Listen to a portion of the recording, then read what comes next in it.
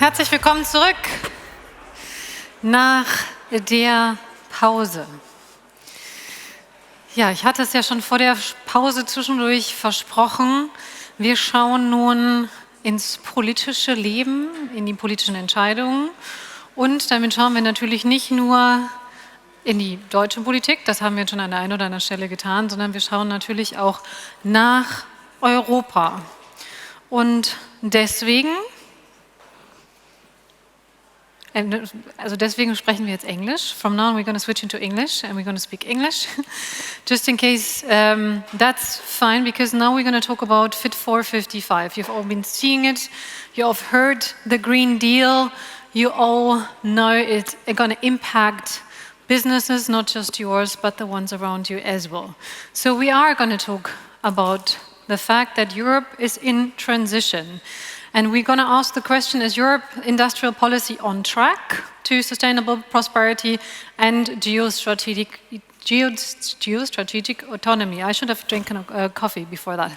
So, we are on our third module. We're going to talk about Europe, geopolitics and climate governance. We have two people with us on the panel right now. The one is right here, you all know him, it's Holger Lösch, Deputy Director General of BDI. Warm welcome. Come with me.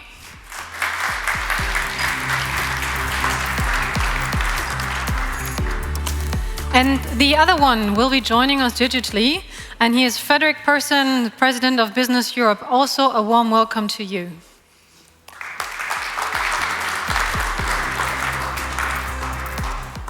So, we're going to talk about Fit for 55.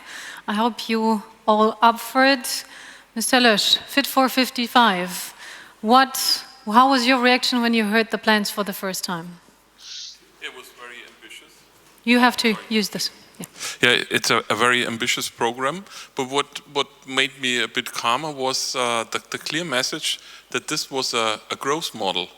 And a very ambitious growth model, a growth model taking into consideration the challenges we see from climate change, but on the other hand, of course, a clear commitment to growth. And so it's not a degrowth model, and therefore I think this is something which industries can cope with very well if it's done well. Mm-hmm. If it's done well, if there is an if, we have to talk about it. Mr. Persson, would you agree it's ambitious, but in the end of the day, it sounds quite nice? I think for sure it is ambitious, and to be honest, I feel that European business is ambitious. So I would expect nothing less. So it's all about competitiveness, and with the green transition and the digital transition, it's for sure the road forward. Mm-hmm. So let's talk about where we stand with it. We've seen it now quite a few months, actually. Do you think we're on track? Yeah, what we see, of course, it's a sort of a tsunami of ideas, which is not only tackling us, but also, of course, the Commission, the Parliament, and the Council. So what we see very often is that this is such a large number of issues, a large number of regulation of projects, that sometimes you have the feeling even the people in the Commission lose a little bit of track where they are. And the most important thing is that we synchronize everything. And of course, the Commission says, so it has to be a project in one piece and not single projects. So everything has to fit to each other. So this was what they said from the beginning. But sometimes we feel that, especially now in crisis, we need a little bit more synchronicity to make this work. But of course, there's a lot of interesting things in there. To our taste, especially CBAM and other things, we probably will talk about this, have to be discussed a bit further. And sometimes we feel that the urgency of the crises we have right now is not really met by parts of the Commission. So they go on with what they started. What parts of the Commission? Yeah, parts of the Commission. So especially DG Climate and others are very strictly adhering to their timetables, to their agendas. And I think that the Commission, the presidency of the Commission and the presidency of the Council really have to look that everything is really in line with the urgency we see, and everything is really synchronized. So you're wishing for more flexibility right now? No, we do not have to talk about the targets. This is what we said several times today. But we really have to look if the situation we are in has changed something in the concept of making all of this happen. So what other words would you use if it's not flexibility for what the Commission should be doing? Yeah, it has to be, so we have to know what is coming.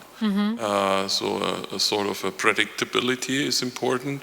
Of course, we ask for technology neutrality, and we need to have regulatory frameworks which really fit together.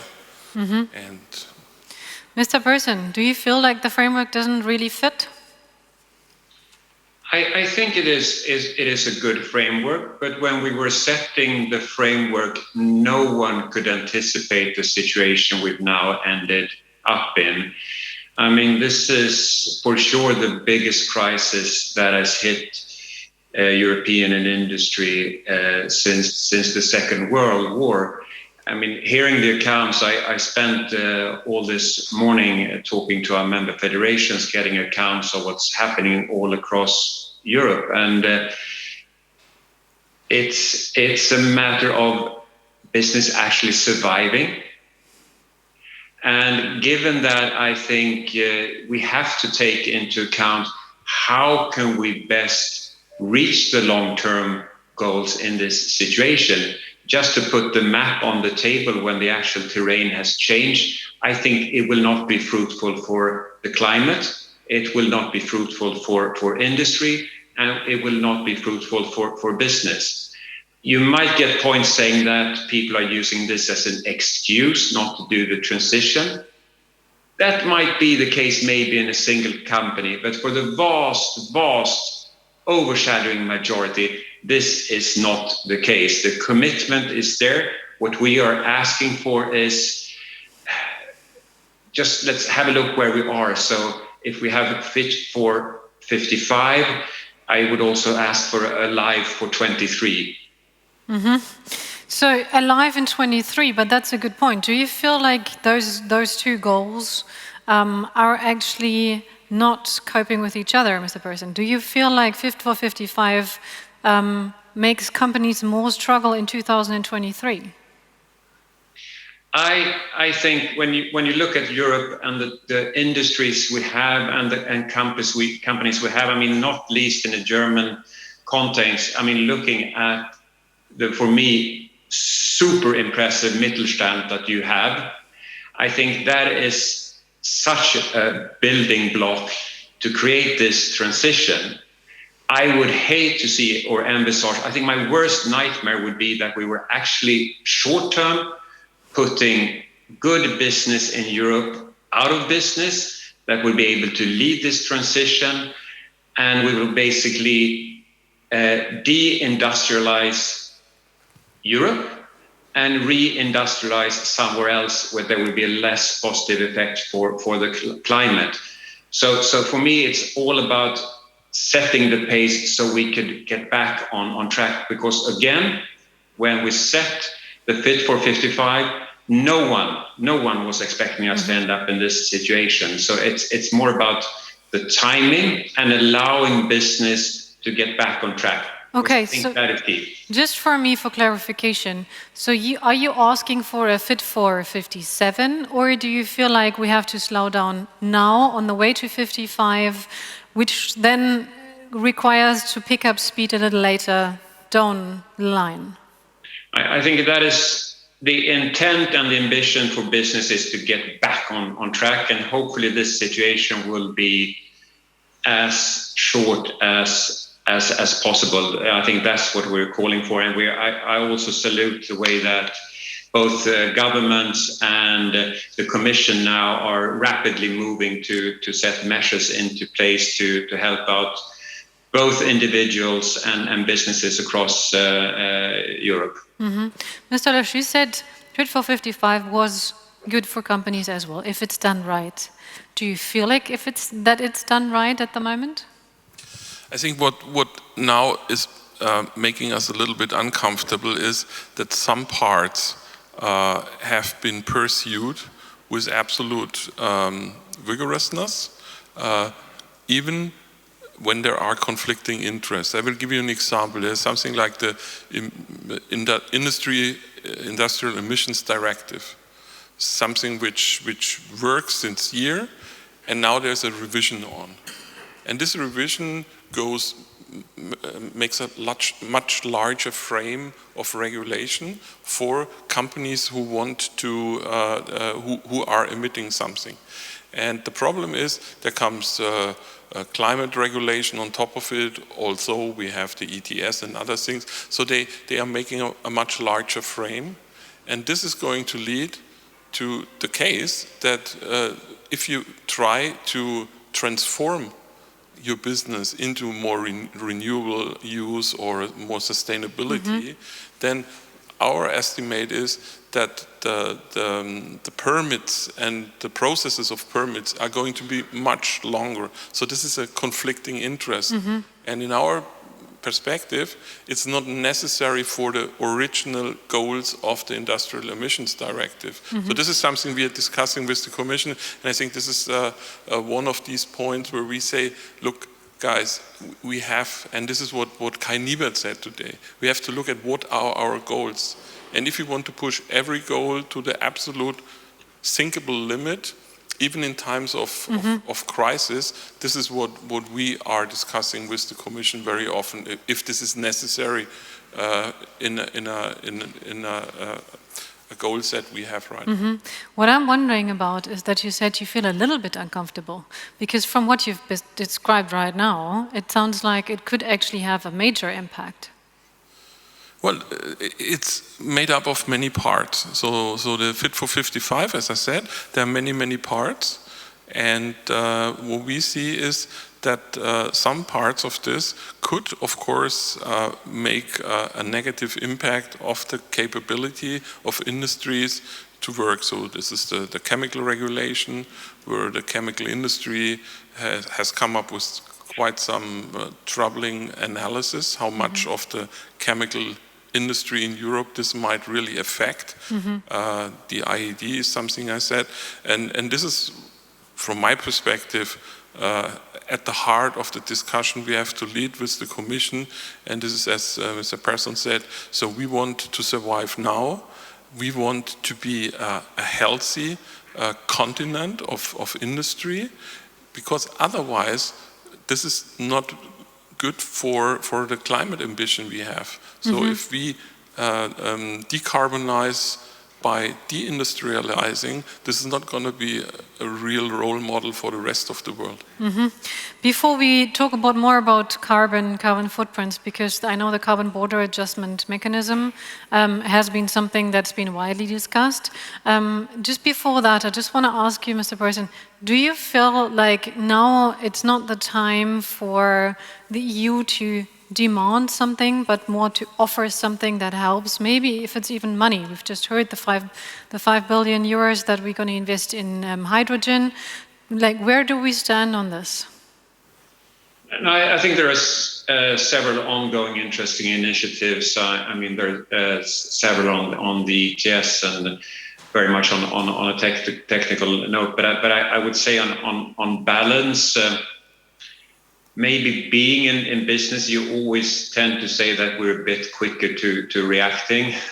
If that is a perception or a fact, I hope it is a fact. But I guess we felt that politicians were a bit slow on reacting on the build-up of the current crisis. But I think now things are starting to move fast. And in the interactions we have, I see sort of very positive signs. I think it's several different initiatives, but I would like to build on Mr. Lösch's point also on permitting, because I think that is something that is underestimated. And if we look forward, I mean, we're going to lead on the energy side. We're going to need a lot of more energy, And the faster we can get that energy into place, permitting plays a very, very important role. It maybe sounds a bit surprising, but if we could cut back on permitting time, and honestly, to cut back on a lot of regulation and permitting together, that is before traveling, before the energy crisis, that was sort of the common feedback I got from every single business, regardless if it was in Paris or Cologne or Stockholm. Help us to cut back on the red tape. Let's not make this too theoretical and technical. So I think it's about when a good plan meets reality, you have to see sort of how does this work in reality and how can we make it easier to implement. That said, I think it's also important to realize from a European perspective, we're much harder hit by the energy crisis than you see in Asia and the US, which for sure affects our competitiveness and which for sure, both in the near term and middle term, will push companies maybe to invest in other markets because it's just too expensive in Europe. And that is not something that is good for the green or digital. We see it already, right? I mean, this is already what's happening. We already have seen companies making that kind of decision. We've already have seen that it's impacting our business and our economy quite a bit, actually. Before, I'm going to ask you something about the energy market, because that seems to be quite critical at this stage. I want to ask you that, again, we have Slido. Please also, everyone who's watching us at home or at work, please join us as well on this question. Building Europe's geostrategic resilience. Does Europe need a new industrial policy? The answers couldn't be any simpler. Either it's yes, or it's a no, or you just don't know. That's completely okay, because it is a difficult question to ask. Much more difficult than you would think. Let's talk about the energy market. Like I said, we have been struggling to liberalize the energy market in Europe in the past. It's something that we have talking and discussing about quite a bit, and so far we haven't seen anything. What is going to happen with that? Will we see a new movement towards that? Well, so we talked about this a lot before. Our president talked about this. What we see now is a absolutely extreme short-term crisis, and we have to fix it. So I think it's absolutely clear to everybody, if these energy prices are going to hit companies and private consumers as they are, this is going to lead into disaster. So we have to do something. On the other hand, we know that short-term fixes are probably, not like a liberalized energy market. And so we have to make an equation, what we think, is it worthwhile? And I do not know how the decisions in the European Union and in the German government are going to be about that. But you talk to people? Well, we talk to people, of course, but I think that we really need to balance this. And one way to balance it would be to really confine it to the period of the actual crisis and get back to the market systems again after this. But what do we have to do? First of all, we have to reduce demand. Mm-hmm. Second is have more supply. And then what is over then, what is left then, we have to take care of it. Mm-hmm. And this is what we are looking for solutions. So everybody, governments, industry, everybody's looking for solutions. But you have to see that in Europe, so I'm the chairman of the Industrial Affairs Committee of Business Europe. And if you have these meetings, of course, you're talking to 20 plus other federations who have sort of not the same energy issues all the others have. So there's, of course, a diversity in Europe. No one in Europe probably has the same impact as we have in energy. I could think of a few countries who have quite similar east of us. But of course, there's a large diversity of approaches, of business traditions, of political traditions, and this is what really makes it very, very difficult to come to common approaches to this, and this is going to be the problem the EU Commission is going to have to solve in the next few weeks. That's gonna make the answer to the next coming up question even more difficult, Mr. Persson, because the answer to our questionnaire, building Europe's geostrategic resilience, does Europe need a new industrial policy? It's quite widely answered with 84% say yes, it does need a new industrial policy. We've just heard, just to deal with what we are dealing with right now is difficult. Is that something that actually is going to happen? Will we see a new industrial policy? What do you think?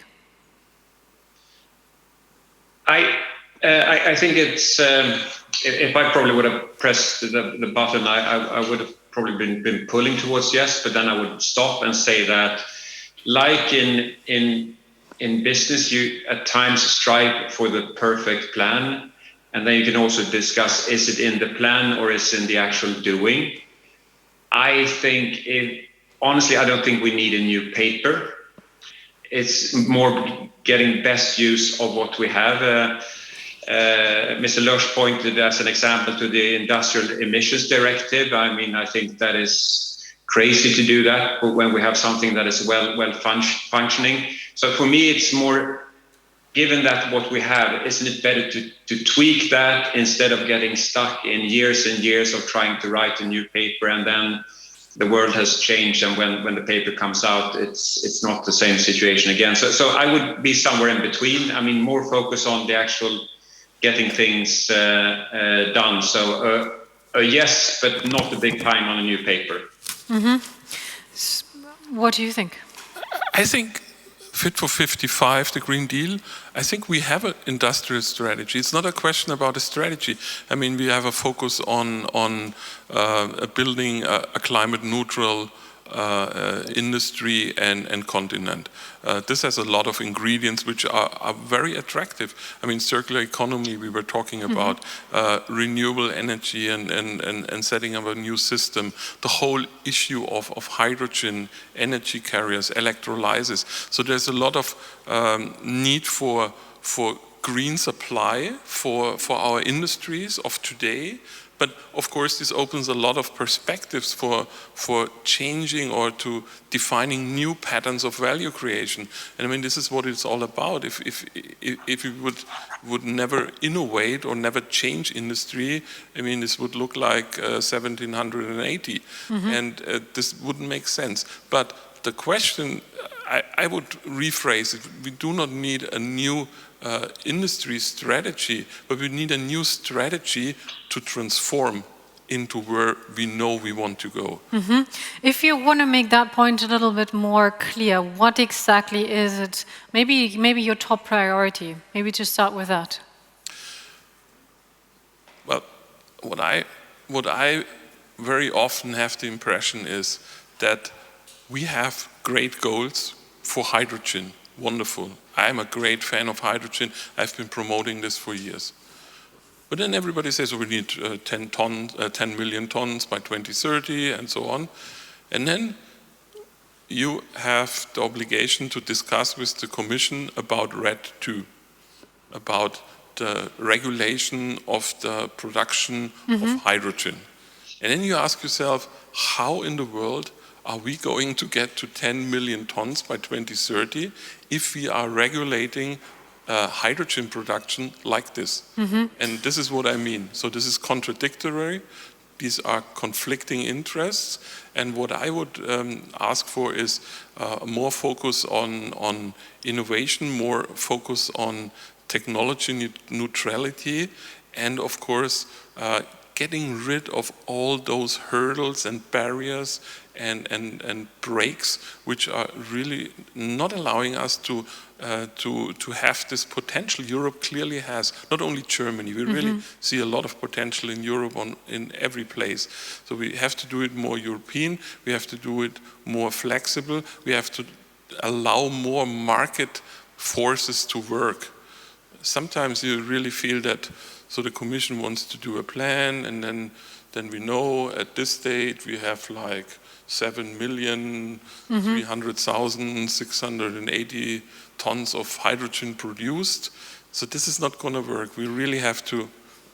But when you say that the forces of the market should be allowed to, let's say, be a little bit more creative and create a little more, you've just mentioned the fact that everything is like in all the countries. There's different circumstances that companies have to deal with. Some are better than others. Do you feel like that would actually be the freeing effect of the market as we hope for, or does the regulation maybe not also come into place because it makes the level playing field for everybody, for everyone, for all the companies? Well, regulation is absolutely necessary. So the markets alone don't fix anything. Markets, a good vision and strategy of politics and society, and a meaningful regulation. This is the combination which works. So I never signed this that the markets can do it themselves. This has never been like that. Mm-hmm. And therefore, but I really feel that we could have more dynamic in this. So perhaps we are looking too much into, oh, is this really going to be successful? I mean, companies invest, companies dare, and sometimes they fail. Mm-hmm. So this is how it works. We just also sometimes maybe even let them fail, and that should be an option, because sometimes we also tend to not, and then help them because they've reached a certain size. But that's a different topic. One of those mechanisms I've just mentioned it before. Carbon border adjustment mechanisms is something that was supposed to play a role in creating a level playing field, Mr. Persson, for European companies. Do you feel it can actually achieve that goal? What's your stake? I think it has for sure a positive potential. I think the challenge doesn't lie in CBAM as such. Again, I think it's about going from one system to a new system. It's like climbing. You shouldn't release your security until you're safe with the next one. And I would hate that we converge too fast into CBAM and then end up in a situation where companies don't manage to do the transition, and what we actually do is support businesses outside Europe, creating a not needed unfair competition. So for me, I'm fully supported to the CBAM. Let's just spend some careful thought how we do the transition, so we're not left falling off the mountain. Mm-hmm. Then let's talk about it. How do we do it carefully? So what's your security? I'm not really good with climbing. Next security step. For me, the safety line here is not withdrawing. There are many things, but to keep it simple, not withdrawing the free allowances within the ETS. I think that in a nutshell is one of the key aspects. So we don't sort of close the old system too fast before transitioning to the new one. So that would be the safety line for me. Trying to make it simple. Mm-hmm. Do you agree? Yeah, I mean, Peter Liese, who unfortunately couldn't make it for our discussion, he has made a proposal that we exactly do this. So we keep the old system for those sectors who are going into the CBAM. So we save up the free allowances they would have gotten, and then we evaluate, is CBAM really working? And if it's not working, or it's not properly working, we can use those free allowances to lower the negative effects for these companies. So this is one issue which has been discussed, and I think it's a good idea.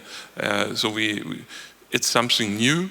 It has never been tested. So the old system has been quite successful. So we're reaching our ETS cap anyway, and we still see that companies can adjust to it and have learned to adjust to it. But CBAM will really have to be checked in the new situation. We'll have Jennifer Morgan very soon here. To be honest, I'm fearing the worst for Sharm el-Sheikh for the next COP. Mm-hmm. And I mean, CBAM is the acknowledgement that not everybody in the world is living up to their promises they gave in the 2015 Paris Agreement. When you say you're fearing the worst, what exactly is your worst fear? Yeah, the worst fear is that we are seeing a lower dynamic in living up to the promises all of these countries have made. And so we hear quite some troubling news that the Chinese, of course, and I mean the Russians, some of the developing countries, that they might try to get back a little behind what has been negotiated in Glasgow.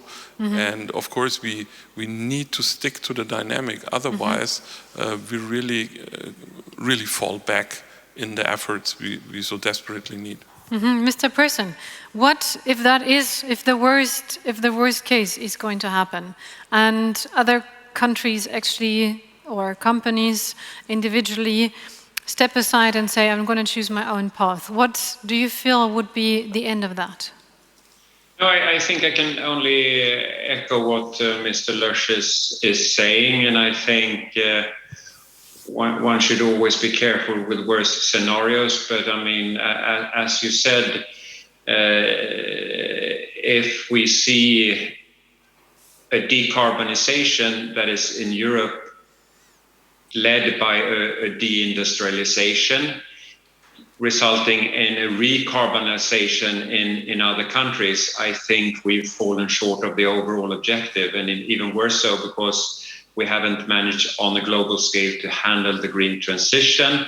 And in the same time, we've had successful and highly technical European companies going out of business. And that for me would be the worst case scenario.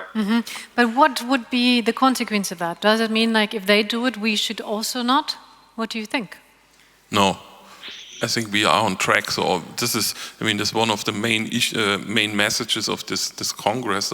So we are on track. Companies have adopted all of these targets, and they have been changing their ways. They are into transformation, and definitely, I mean, it's to stop is not an issue. But perhaps we really should pay more attention to creating new forms of partnerships. If you look at what the Americans just did, so they with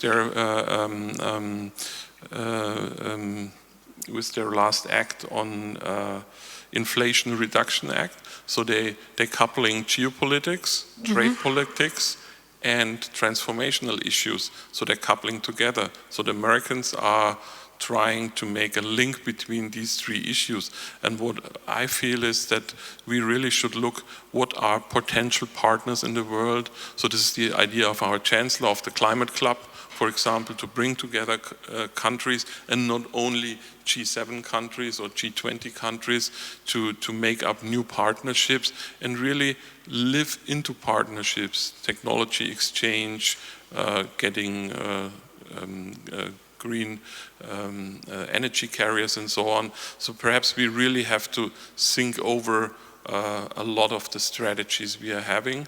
And so perhaps I will go to Sharm el-Sheikh, but I hope it's going to be better than I expect today. So it's probably better to expect the worst and then be positively surprised. Well, it's not a bad strategy, I can say that. Mr. Persson, maybe in the last 12 seconds, you can also have like maybe 20 more. Last question to you. Try to find a very positive outlook on what Fit for 55 is going to bring us in the next couple of years.